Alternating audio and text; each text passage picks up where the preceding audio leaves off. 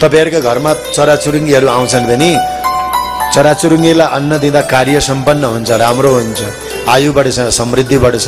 अचानक त्यो घरमा आउने विपत्ति आउँदैन। एक्सिडेन्ट, दुर्घटना, भयानक भयानक घटनाहरूबाट रोकावट हुन्छ, जसको घरमा पक्षीहरू आएर चारो खाइदिन्छ, हेर्नु अन्न खाइदिन्छ। कतिवटाले त नित्य नियम बनाउनु भयो, एकमुठी चामल भए पनि परेवा आउँछ कि ढुकुर आउँछ कि भनेर आदित्यादि गरेर तर्सिँदै आदित्यादि गर्दै यहाँहरूले के गर्नुहुन्थ्यो, लगेर अन्नहरू दिनुहुन्थ्यो। बहुत राम्रो।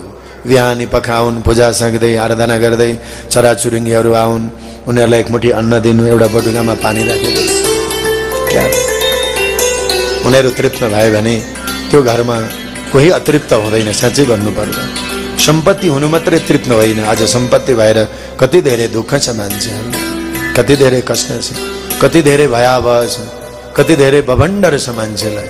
यी सब बभण्डरहरूबाट चराचुरुङ्गीहरूलाई जल दिनाले, अन्न दिनाले यी हुन्छ।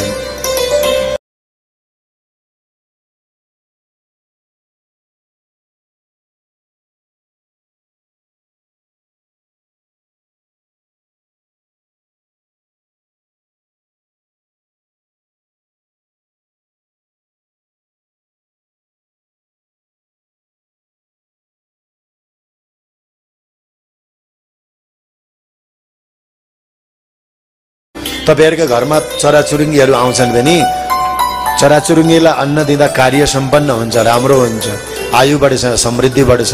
अचानक त्यो घरमा आउने विपत्ति आउँदैन। एक्सिडेन्ट, दुर्घटना, भयानक भयानक घटनाहरूबाट रोकावट हुन्छ, जसको घरमा पक्षीहरू आएर चारो खाइदिन्छ, हेर्नु अन्न खाइदिन्छ। कतिवटाले त नित्य नियम बनाउनु भयो, एकमुठी चामल भए पनि परेवा आउँछ कि ढुकुर आउँछ कि भनेर आदित्यादि गरेर तर्सिँदै आदित्यादि गर्दै यहाँहरूले के गर्नुहुन्थ्यो, लगेर अन्नहरू दिनुहुन्थ्यो। बहुत राम्रो।